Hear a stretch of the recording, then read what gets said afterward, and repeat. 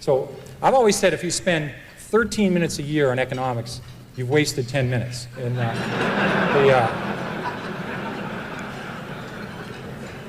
And all you need to know about the stock market is it goes up and it goes down, and it goes down a lot. And that's all you need to know. Again, it'd be terrific to know what's going to happen in the economy, but I deal with facts.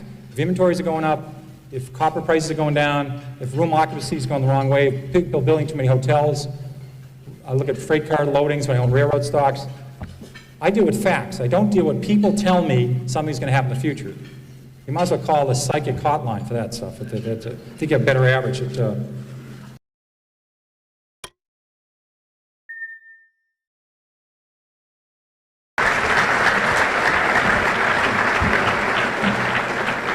Thank you. Does everybody have this list? Can everybody hear me? Can everybody hear what I'm saying? There's a lot of microphones here. This is what I'm going to cover today. This should be on your desk. These are the key points that I've been using for 25 years. I think they're true then. I think they're true today. I think they'll be true in 25 years. And I think that's what investing, successful investing is all about. And the first point is know what you own. I can't believe how many people own stocks and they couldn't describe to an 11-year-old in 2 minutes or less why they own this thing or what it is. If you actually pin them down and you put a whip to them, they'd say the sucker's going up. That's the only reason they have for, and this is the normal kind of company that people buy. This is a very simple story. I own a lot of companies like this. They make a relatively mundane product. It's a 1 megabit SRAM CMOS bipolar risk floating point data I/O array processor with optimizing compiler, 16-bit dual port memory, Unix operating system, 4 Whetstone megaflop polysilicon emitter with a high bandwidth, that's important, 6 gigahertz double metallization communication protocol, asynchronous backward compatibility, peripheral bus architecture, 4-wave interleave memory, token ring interchangeable backplane, and they do it in 15 nanoseconds of capability. Now, if you own a piece of shit like that, you will never make money, never. Somebody come up with more Whetstones, less Whetstones, big mega flop. I mean, what do you do if this thing goes from 12 to 9? Do you buy more? Do you walk around the block? I mean, do you call your friends? I mean, what the hell do you do with something like that? People buy this stuff. I mean, I buy stuff like Dunkin' Donuts and Stop and Shop and CVS and made money in all those. And Sally Mae was just here, right before me. I mean, there was a stock I bought that they had a great name. It was Student Loan Marketing. I mean, who would ever buy anything like that? It was a great name. If you heard the story, I think 100 people heard the story. In fact, I had dinner last night with Al Lord, Ed Fox, and Paul Carey. We're all on that road show in 1983. I think if 100 people looked at Sally Mae, they would have bought it, but 100 people wouldn't look at it because imagine loaning money to students. Imagine doing anything with students. It was a great story. It was simple, and no one looked at it. So that's the kind of stocks I like to buy. But I'm telling you, people don't do this. And I'm talking sophisticated people, unsophisticated people. They don't know what the company is, what's the story. And it's very important to know it because it doesn't always work, and you have to keep posted. Now, here's a big point. Remember this one. It's futile to predict the economy, interest rates, and stock market. I mean, people keep trying to do this. I mean, this would be useful. I would love to know when we're going to have a recession. I'd love to know when interest rates are going to go up or down. I'd love to know when the stock market's going up. That would be helpful. I would like to get next year's Wall Street Journal. Unfortunately, you don't get it. I remember in 1982, we had a lot of people in this room around for 82. We had 20% prime rate, 15% long governments, double-digit unemployment, double-digit inflation. I don't remember anybody telling me about that in 1980. I remember everybody telling me about that in 1981. But in 83, I remember they said, well, the economy's bounced back. We're in a recession in 85. In 85, they said we have a recession in 86. In 87, something happened in October 87. I forget what something happened in October 87. Celtics lost 7 in a row. Something bad in 87. They said for sure we'll have a recession in 88. And they said 89 for sure we'll have a recession. And then 90, we're supposed to have the so-called soft landing, which we never had. So I've always said if you spend 13 minutes a year on economics, you've wasted 10 minutes.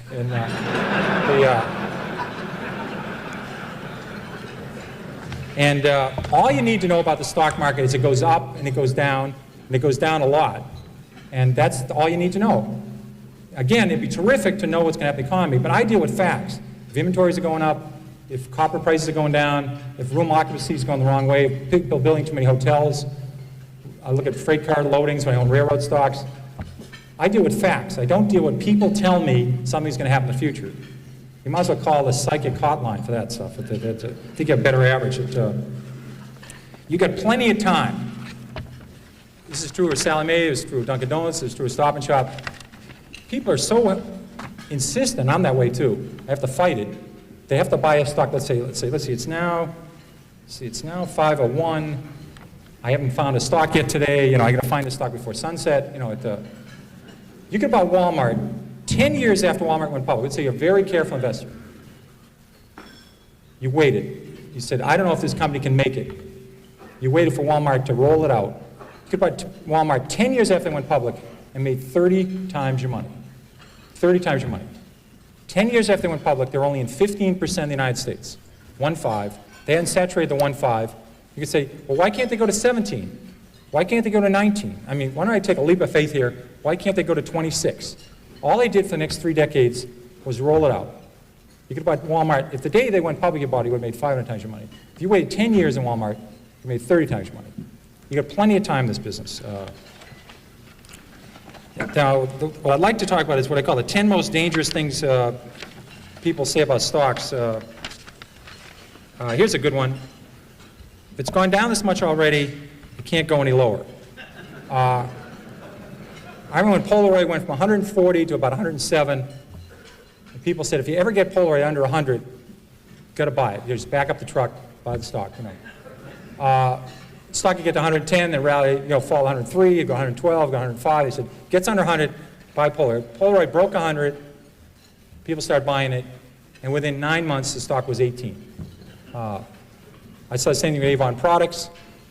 So just saying, it's gone down this far, how much lower? I mean, it's crazy, but, it can keep going. In fact, I tried this out. Kaiser Industries, I was a new analyst at Fidelity, and we were about to buy the biggest block ever at Kaiser Industries. The stock had gone from 29 to 17. We're about to buy the largest block ever in the history of the American Stock Exchange. We bought, 10 or 15 million shares. At 15 3/4, I said, my God, the stock's gone from 29 to 17. How much lower can it go? So we bought this enormous block at 15 3/4. So I called my mother and I said, Mom, I guess stock at Kaiser Industries, it's 10. So about 3 months later, I said, you ought to buy this. It's gone from 29 to 10. How much lower can it go? Well, it went to 9, it went to 8, it went to 7, it went to 6, it went to 5, it went to 4. Now, fortunately for me, this happened very rapidly, or I'd be working at the Stop and Shop bag and behind the lines instead of Fidelity. So fortunately, this was compressed in only about 6 months.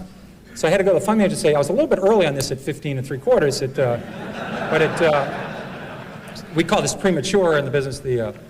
I had a correction, which is a euphemism for losing a lot of money rapidly. So I said, let's check this again. The stock's 4. They own 45% of Kaiser Aluminum. They own 59% of Kaiser Steel. They own 38% of Kaiser Cement. They own all of Kaiser Electronics, all of Kaiser Broadcasting, which had 7 TV sets. They own Jeep. They had Kaiser Fiberglass. I said about Kaiser Sand and Gravel. They had a bunch of other Kaisers, and they had no debt. Now, in this room, because I know Freeman Billings is very interested in financial stocks, no one's ever gone bankrupt without any debt.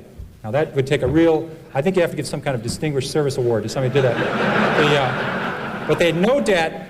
I said, it's not going to go to 0. I was wrong when I said it can't go below 15. So we hung on, and within 3 years, they gave out the shares in Kaiser Steel, gave out the shares in Kaiser Cement, gave out the shares in Kaiser Steel and Aluminum, and they sold off all the businesses. You got about $55 a share. But if you didn't know the story, and the stock went from 15 to 11, and you're just saying how much lower can it go, when it went to 9, went to 8, you would have gone. So you can't just say it can't go any lower, because I saw Taco Bell go from 14 to 1 in 1974, and they had no debt and making 60 cents a share. There's a corollary to that that's even more dangerous. If it's gone this high already, how can it possibly go lower? Higher, sorry. That. Philip Morris, adjusted for splits, sold for 12 cents in 1951. And then it goes to 60 cents in 1961. So it goes up 5-fold, and you say to yourself, how much, it never sold for that, but just for splits, you say, how much higher can this go? It's gone up 5-fold. They missed the power of Marlboro. They missed there's 220 countries in the world. They missed the cash flow of the company. They missed everything. This stock was a 100-bagger after going up 5-fold. But people sold it just saying, how much higher can it go? Can't go any higher. They did the same at Home Depot. They did the same with Toys R Us. I did the same thing at Toys R Us. Just saying it can't go any higher, it's gone this much already, that's very dangerous, and don't use that one. And it's a very bad thing to do. Eventually, they always come back. Here's another one that sucks. That's a technical stock market term we just use only in the stock market. The RCA just about got back to its 1929 price when it was backed out by GE. Manville never came back. International Harvester, even with its name changed and adjusted for splits, hasn't got all the way back yet. Western Union, double knits, remember those wonderful things? Floppy disks. They don't have to come back. But they say eventually they always come back. Not true. Here's a great one. It's $3. How much can I lose? This is a great one. Because yeah, get out. This is, I don't have a computer and I can't do high-level math, but just do this one. So let's say your neighbor buys $10,000 of a stock at 50, and the stock's now 3, and you put $25,000 in at 3. If it goes to 0, who loses the most? A lot of people cannot answer this question. You know, I mean, if you put $1 billion in at 3, you can lose $1 billion. You know, I mean, they blow taps in lots of companies every year. You know, you just have, they can go to 0. Here's a good one that helped me a lot. It's always darkest before the dawn. This business is terrible. It's awful. You ought to buy the group. This is not a good way of making money. Here's one you're probably talking about before lunch. Freight car deliveries. In 1979, there was 96,000 freight cars delivered in the United States. 2 years later, it fell to 45,000, the lowest in 23 years. So it goes from 96,000 to 45,000. People say business is awful, it's horrible, pathetic. Then it falls to 25,000. They say, just load up. There's about 15 opportunities to lose money here. There's about 15 suppliers of freight cars, 15 manufacturers. Business was awful. Well, last year we shipped 7,000 freight cars in the United States. The business just continued to be miserable. And I'll give you one there's even greater opportunity to lose money on. The energy services industry. This, we all had a great opportunity to get our heads handed to us.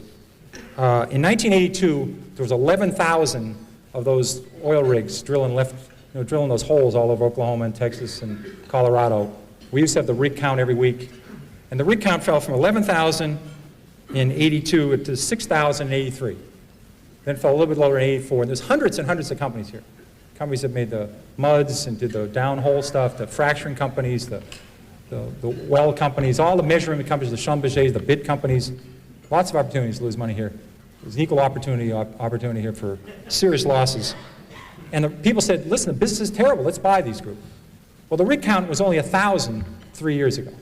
So it went from 11,000 to 6,000 to 5,000, then 8 years later it was under 1,000. The industry really started to turn about 2 years ago. So just saying the business can't get worse. I was lucky enough, in addition to having the metals industry when I started Fidelity, I had the textile industry, which is a great group to follow, because you follow companies like J.P. Stevens, was founded in the 18th century, and West Point Pepperell was founded in the 18th century. Burlington Industries was one of the new companies that was founded in 1904. These people have been through recessions, depressions, world wars. They've seen it all. And there's a great expression in the textile industry. It's always darkest before pitch black. Now that's a good one to remember, because when business is terrible, it can get considerably terrible. You get terrible to the power of 6. And I love those numbers on freight car deliveries. You ever watch, I love the show Jeopardy. You ever watch Jeopardy and people come out, they will know those numbers. Remember, they'll know the numbers. And they'll know, you know, what country Box took his first vacation in, and they'll know Phil Rizzuto's batting average and what his wife's first name was, and they'll know the stock symbols of Xerox before it was Haloid, or, you know, they know everything. And you watch the show and you feel like an absolute idiot watching the show, because they answer all these questions. But they're really smart. I've owned this stock before, King World. Right after it, they show Wheel of Fortune. And what happens is they'll have this word up there, and it'll be TH, and there's a T, and it's like, buy a vowel here, should I buy a U, you know, buy an I, and you know, Vanna spins the wheel, and they buy the A, and, you know, you're redeemed by watching the Wheel of Fortune after feeling like an absolute jerk on the Jeopardy game, and it's really smart. When I rebound to 10, I'll sell. Here's a great rule. Somebody buys a stock at 10, and it falls to 6. They say, if it gets back to 10, I'll sell. Now, I think the math, 4 and 6, I can handle this level of math. I think that's about a 66% return. You ought to buy it. If you think it's going back to 10, you ought to buy the hell out of the damn thing. But they think if it gets back to 10, I'll sell. Now, what you ought to do is never put down a round number, because I think for the next 26 years, this stock will go between 5 and 9.25. It'll never get to 10. So maybe put 9 1/8 or 8 3/4. But just saying the stock, if it gets back what I paid for it, this is a very important rule. This is one of the key rules. The stock doesn't know you own it. Remember that.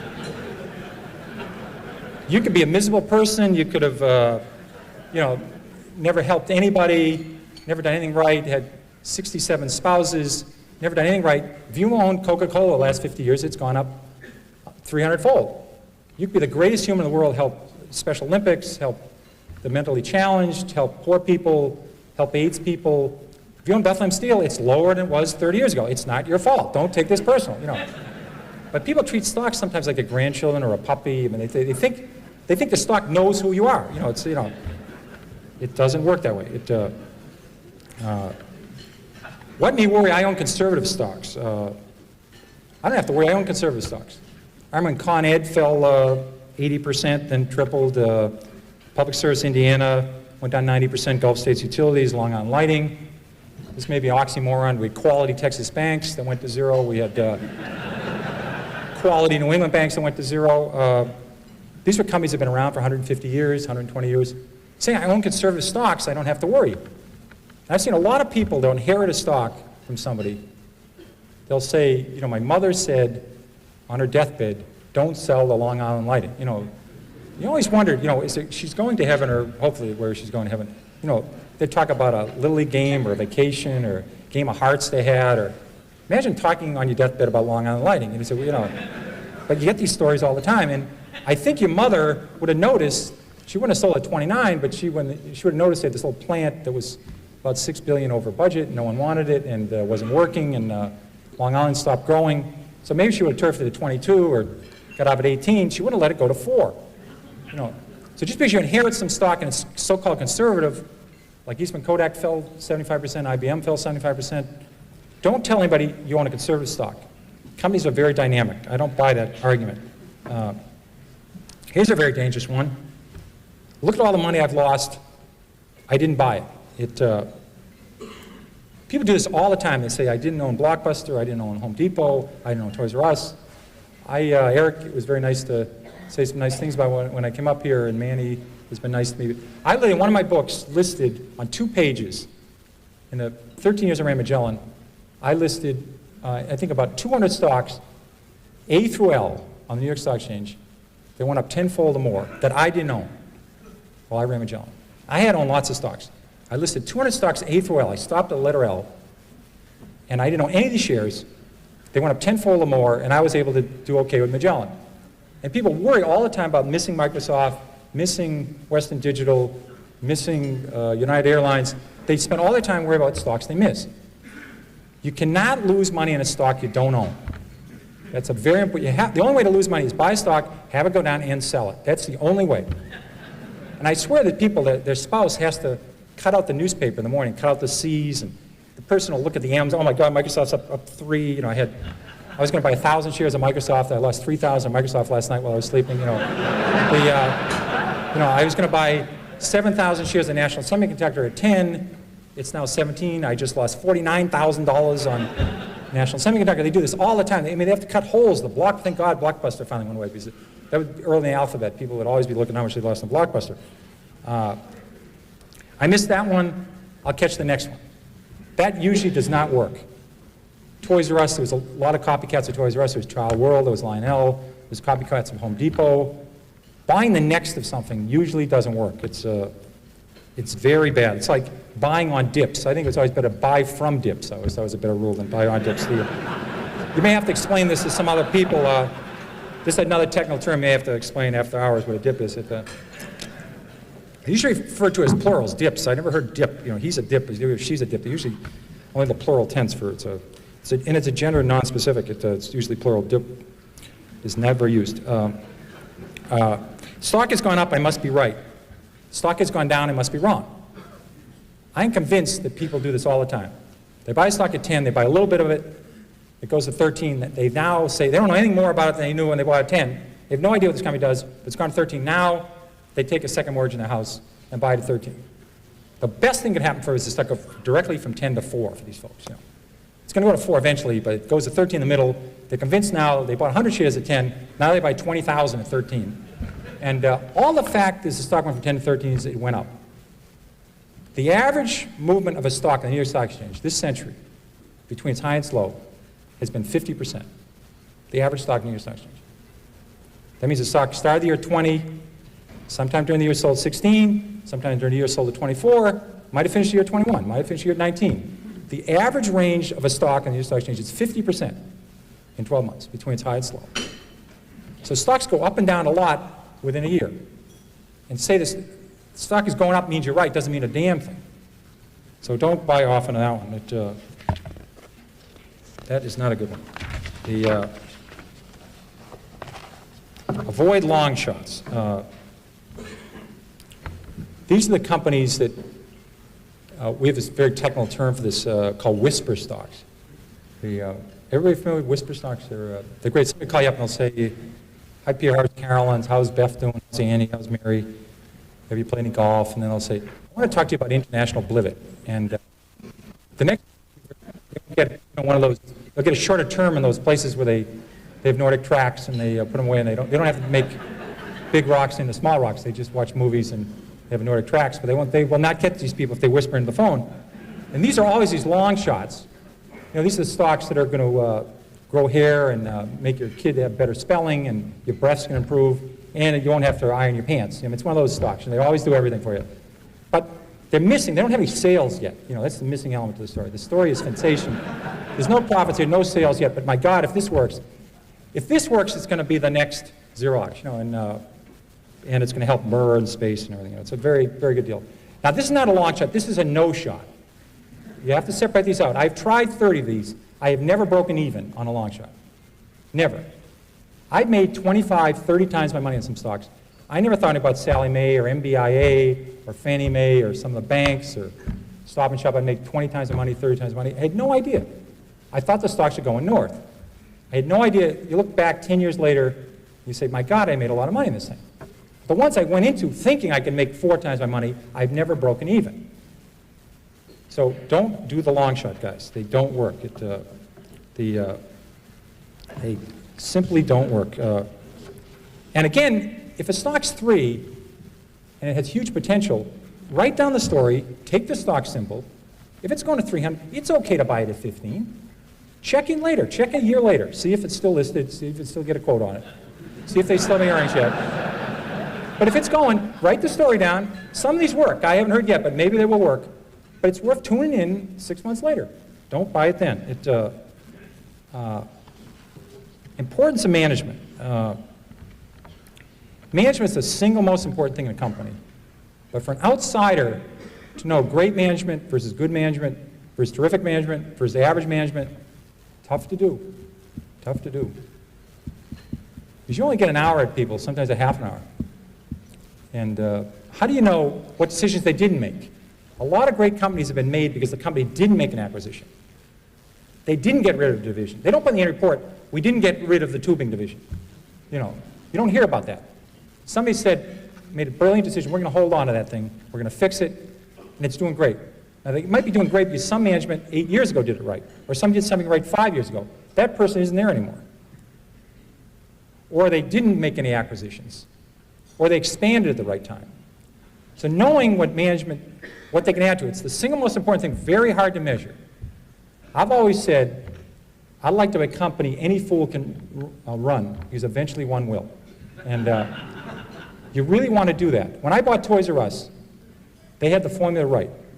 Any 4 people in this room and me could have run Toys R Us. We wouldn't have done as well as they did. They're spectacular.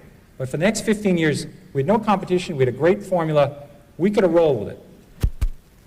They probably would have done 3 times as good. They were the frosting on the cake, but they had the formula right, no competition, the department stores know what they're doing, there was no copycats, and they were going to just roll for the next 25 years. Same with Circuit City. So I want the story to be solid. If management can add anything on top of it, that's great. I want to buy the story. Assume management leaves the next day. and they're replaced by the next generation. That's fine with me. If management can add something to it, that's great. I'm not going to buy it because people say they have great management. Because you'll notice great management is always attached to stocks been up the last 8 years. You ever notice that? Because I looked at Reynolds Metals. I used to follow Reynolds Metals. The stock has had the same person run it for like 30 years. When the aluminum was tight, they'd say Reynolds Metals has great management. Aluminum going oversupply, these people are idiots. Then aluminum get tight, they say these people are terrific. I mean, it all to do with the price of aluminum. And they keep rating the management by how the stock's doing. It's very hard to measure management. It'd be wonderful to do. If you could spend months with them, really see them in action, then you'd know, but you don't really get that chance. Be flexible. People have all these biases, all these prejudices. They want to buy high growth industries, they won't buy financial companies, they won't buy savings and loans, they won't buy companies that start with the letter R. I mean, there's all these rules. They all hurt you. There are great stocks everywhere. There are stocks that are near bankruptcy, stocks in bankruptcies, stocks about to go in bankruptcy. There are companies on the new high list that are attractive. There's companies on the new low list. They're all over the place. They're in growth industries, non-growth industries. Don't cut yourself off to one segment. People have way too many prejudices, too many biases. And I always thought of it, I don't know if the women in the audience see this many times, but I always thought of these buy lists at some institutions. We don't have this at Fidelity. They have these buy lists. I think Kmart got on some of these companies' buy lists 3 years ago. Microsoft may get on it about 12 years from now, but they have these buy lists. And I always thought of the buy list as, you buy a new shirt, you ever look in the pocket and you get inspected by 6 or inspected by 8? Do you ever see those numbers? I mean, I always wondered about that. I always think of those buy lists at those institutions, so I see that inspected by 6 and inspected by 8. In fact, I'm absolutely, if somebody can call me, you could do it any time of day, has anybody ever got a shirt inspected by 1? I mean, do they retire these numbers? They have a meeting. I've never had a shirt inspected by 1 or by 2. I think they must they raise their numbers in a meeting up to the rafters. But I always think every time I get that number in the shirt, I think of these people working off a buy list of rapidly growing companies, only they have unit growth rate of X or 6X or whatever the number is. It doesn't work. Another thing about it is math and the kind of math you need to do this. I don't use a computer. I don't have a computer. I really was doing great math. I remember 7 times 7 was 41, and 9 times 9 was 81, and 12 times 12, I think it was 144. So it was some big number anyway. I had that one down cold. And I said, this is great. I love this stuff. And the barge left St. Louis going at 8 miles an hour, and the train left Pittsburgh, and this stuff is easy. I remember one day, I think it was 9th grade, it was a grim day. Somebody introduced cosine. God, that day, I mean, remember cosine? I mean, has anybody used cosine the last couple of years? I mean, let's have a show of hands. How many of you have used cosine the last 6 months? But I remember tangent and cotangent. Why would you want to know about tangent? And then remember the area under the curve. I mean, remember that crazy calculus area under the curve? I mean, what the hell would you want to measure area under the curve for? That is such garbage. You don't need this for the stock market. If you can add 8 and 8 and get fairly close to 16, that's all you need. You say 400 million in debt, no equity, no cash, losing money, forget it. They get 300 million in cash, no debt, 200 million in net worth. They're losing 10 million a quarter, but they'll be around. That's all you need. That's all you need. That is not that hard. If you made it through 5th grade math, you can handle this stuff. And I had a roommate in the Army, and it's a story I always remember. He was talking about, he went to this very good school in the South that I won't tell you the name of it, but it's in Atlanta, and it rhymes with Roger Reck. And they had this, my hero at the school was a very good football player. This is my friend, my roommate, telling me the story about this guy. He was a freshman at this great school. And he'd go to the line of scrimmage, and they'd change the play. He couldn't figure this out. I don't know if you realize how complicated football is. Half the plays are changed at the line of scrimmage. It's about 300 plays. You go there, thinking it's a run to the right. It turns out it's a screen pass to the left, or it's a draw. All the blocking assignments have changed. All the passing is different. You have to instantly think, uh-oh, new play. What do I do in this new play? Just like that, and do it. He could not handle these deals. He says, give me the ball, I'll tote it. And he'd go for about 8 yards. He was really good at this.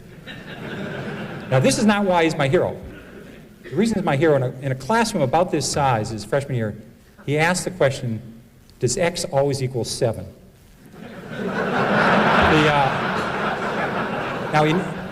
He never made it to the second semester. He never made it to the varsity. He never made the NFL because that damn X, he never could figure out X, you know. Now I always thought at the UN they could resolve what the hell X equaled. You know, they could say, if it's 247 and a quarter, you know, they just finally resolve what X was. We could save all this time and do something useful, you know. You don't need it in the stock market. But, okay, now we'll get to the important stuff. There's always something to worry about.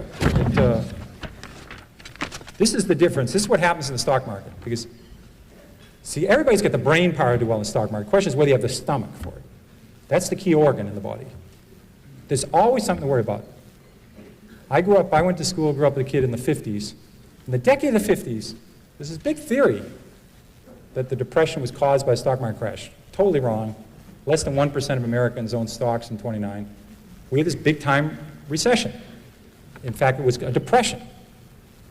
It wasn't caused by the stock market. The economy went down, the Federal Reserve raised interest rates, and we had a big-time depression. In fact, we had several depressions like that from 1850 on. This was only one of about 8 depressions since 1850. But people thought the only reason we got out of the depression was World War II, and they said once we get back, next time we have a recession, we're going to have a depression. And it's going to be a Great Depression. I never understood that adjective in front of depression. It ought to be crummy depression or bad depression, but it was always Great Depression. I never quite understood that one. So people weren't buying stocks in the 50s because they thought that another Great Depression was going to happen. In addition, people were very scared about nuclear warheads and nuclear war in the 50s. People were building fallout shelters, stocking canned goods. There's something about going to Vermont, building a fallout shelter, putting canned goods in it, that you don't buy Minnesota Mining or you don't buy Eastman Kodak. I mean, the syllogism just doesn't work out, that you're buying lots of water, buying a shotgun, buying frozen food that will stay in the freezer with your own generator, and you're looking at growth stocks. Doesn't seem to work out that way, you know. And I remember in the 50s, I mean, I remember literally in classes, I was in elementary school in the 50s, and they'd come in, they'd have one of these air raid drills. Somebody with a yellow hat would come in, they'd blow a whistle, and you'd get under your desk. Even then I says, I don't think this is going to do a lot of good, you know. But people were worried about a depression and nuclear war in the 50s.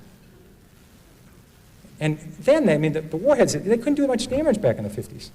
Now one of these Stan countries, you know these Kakistan and Kazakhstan, all these Stan guys that have spun off these Friedman building spin-offs from the Soviet Union, they didn't lead it. There was a co-deal with somebody else, like Goldman Sachs, and they were on the left side, though. Every one of these little countries has enough warheads to blow the world up 88 times. I mean, who's built a fallout shelter lately? You know, we stopped worrying about it. I mean, there's always something to worry about. In the 50s, it was depression and nuclear war. The 50s was the best decade this century for the stock market, except for the 80s. Only slightly better. The 80s are only slightly better. People didn't expect a lot. We had an okay, it wasn't a great decade. They just didn't expect much. We made it through. And the stock market was terrific. Do you remember when oil went from 4 to 40? Remember that? Remember that period? Oil went from 4 to 40, and the experts said it was going to go to 100, and all the countries of the world were going to go bankrupt. And then the big banks are going to go bankrupt, and we're going to have a Great Depression, and the stock market's going to go down, and you're going to wind up selling pencils and apples. You know, well, I remember oil went from 4 to 40, and the experts said it was going to go to 100. Within 2 years, oil was at 14. The experts, now much higher paid at this point, are saying it's going to go to 4, and we're going to have a depression. And people believed it again. You know, I remember when the money supply was growing too fast, and they said we're going to have a depression. Then it was growing too slow. We're going to have a depression. Remember the LDC debt? Remember the LDC debt? All the banks. Our banks are very smart. They lend all their net worth to Zimbabwe and Botswana and Botswana and all these countries. Chile, a lot of countries they can't pronounce. This is Chase Manhattan and Chemical and Manufacturers Hanover. These countries weren't doing so well. Then they were called undeveloped countries or less developed countries. Now you have to call them emerging countries. It's not politically correct to call anybody an undeveloped country. It's like I just found out the other day the term for somebody that's overweight is laterally challenged. You have to say something, laterally challenged. But these were LDC debt. They were all going to go bankrupt, and we're going to have a depression. Then the Mideast was going to own the world. Remember that one? The Mideast was going to own the world. They weren't going to buy our bonds, and the market would crash, and we're going to have a depression. Then Japan was going to own the world. Remember that one? Japan was going to have all the assets, and they weren't going to buy our bonds, and we're going to have a depression.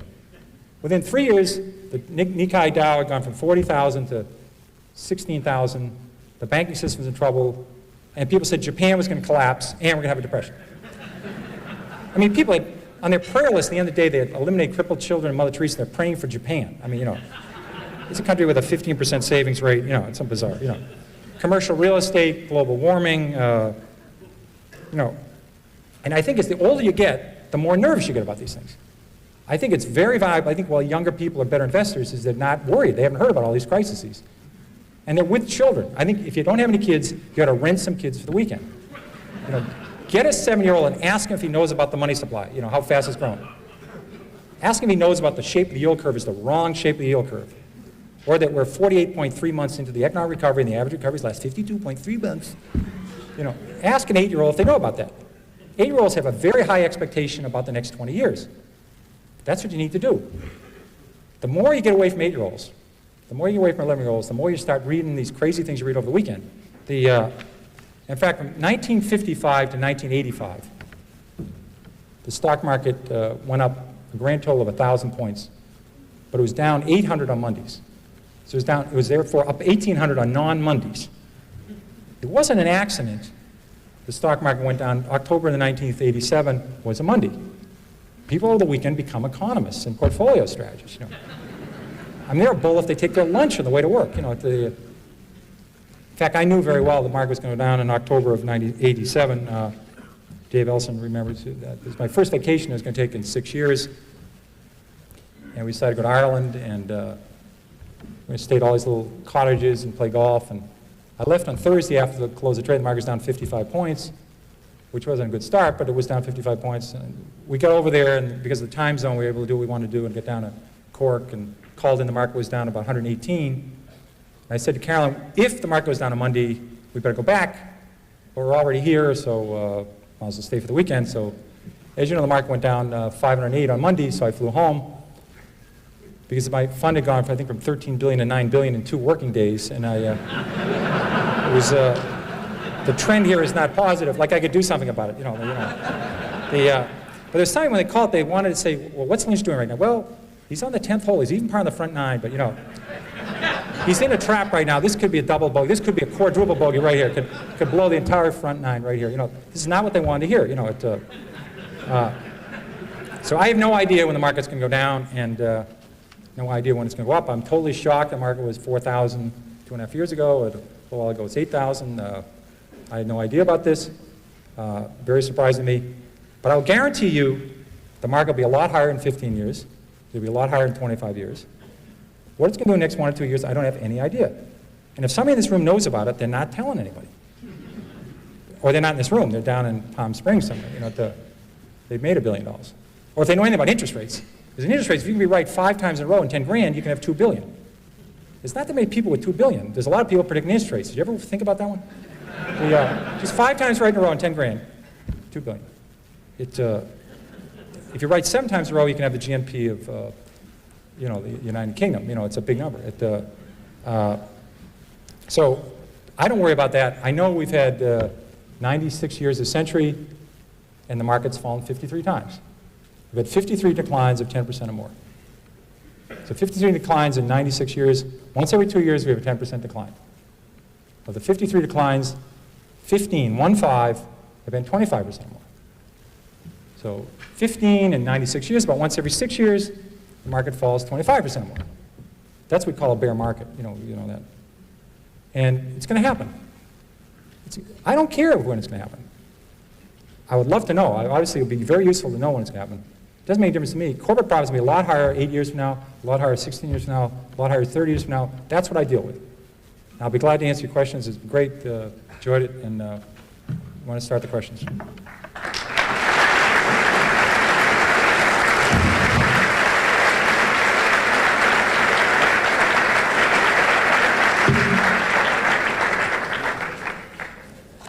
If they don't get the question, I'll read the calendar of offerings for Friedman Billings for the next month.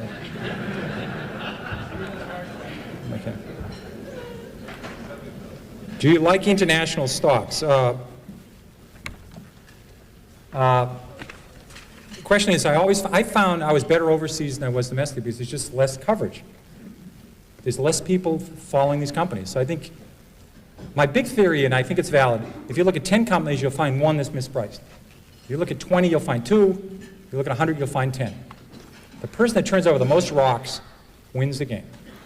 Overseas, the numbers are much better. There's just not that much coverage. So I think international stocks are definitely worth looking at. When do you sell stocks? When you sell a stock is exactly the reason you buy it. You write down the reason you bought it. I bought Subaru.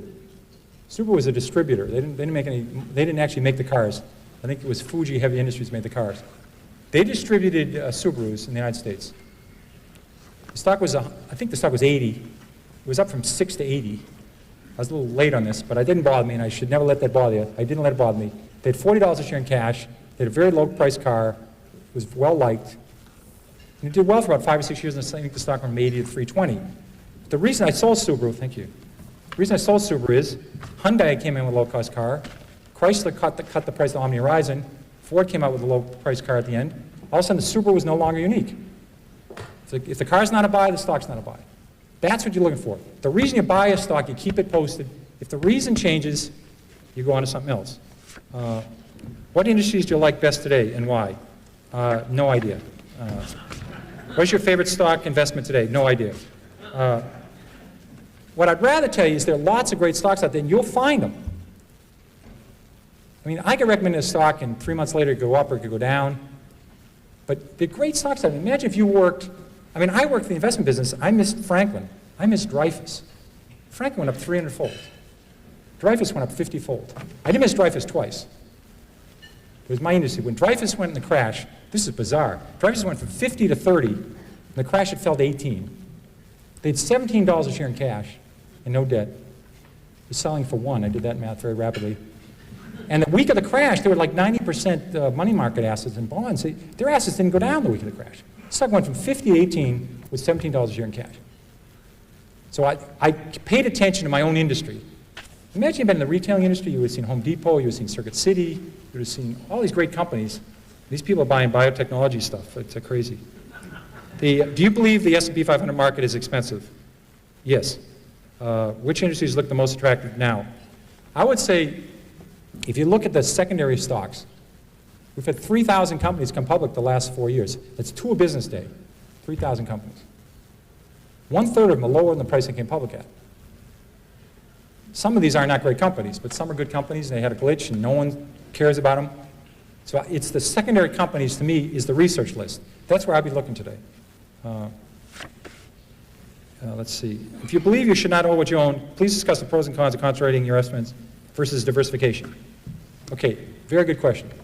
I don't believe in diversification at all.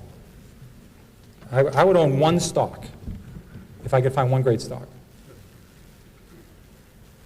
Diversification is a big mistake. I call it diversification. You buy this thing that might balance this other thing, and they both go down. My God, I got enough questions. I got enough questions to come at your 5th annual conference here. My God, I think we have enough conference. Thank you very much. Oh, that's a pretty good one. So I don't believe in diversification at all. I would own 1 stock. But what I do believe in is if I find 10 good stories, they're all equally attractive, I buy all 10. And I wait to see them unfold. It's like watching 10 poker games. 10 games of stud poker. You watch the cards turn over. Story 3 gets better. Story 6 slips. Story 7 stays the same, but it goes up 50%. So you sell 7 and buy 2. That's all I do. So if they're equally attractive, I buy all 10. Then gradually some story says, oh my God, this is getting better and better. And guess what? The stock just went down. So you keep watching 10 stories, and magically, because of that rule of stocks going up and down a lot, then you load up. You really, take a big advantage. So that either happens because something happens to the company, or the market goes down and all stocks go down. Will you please cause writing articles on mutual fund conversions? Oh, cease writing articles. I'm not going to cease writing articles on mutual thrift conversions. It gets me mad that 99% of people that have deposits in a thrift, when it goes public, this thing comes to them, throws it in the trash. I mean, they don't even look at it. I mean, it's sad. They don't even consider buying it because they're used to getting something from a savings loan. They gave them a calendar and a free toaster. I mean, they're not used to something that has, 75 pages of black ink and they have to put money up. So I'm still trying to educate the public to take a look when thrifts come public. If you believe what you should know, you should own, you should know, could you discuss the pros and cons of Oh, I did that one. That was a great one. I love my answer. What's your opinion of Wayne Huizenga's style? Great style. Okay,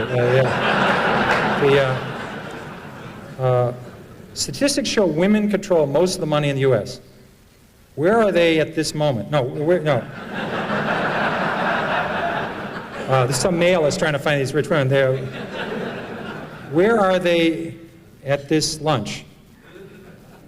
Okay, all the women at this. Okay, why are there some men trying to drill them? No, looks like drill them. I can't believe it.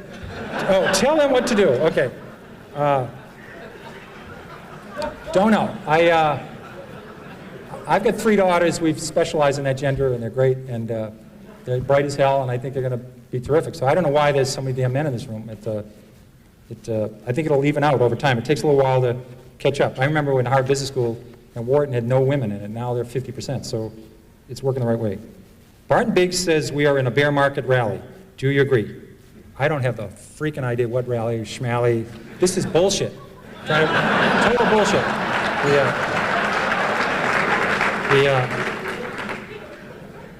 Now here's something, Manny Freeman. Now listen, Manny Freeman said this morning they're in the 5th inning of the current bull market. This is also bullshit. The only difference, this is more current bullshit. Okay.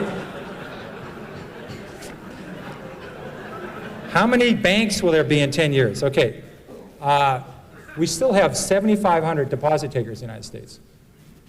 In England, they have 7 commercial banks. They have 3 building loan societies. They've total of 10 deposit takers. In Canada, there are 8 banks in the whole country.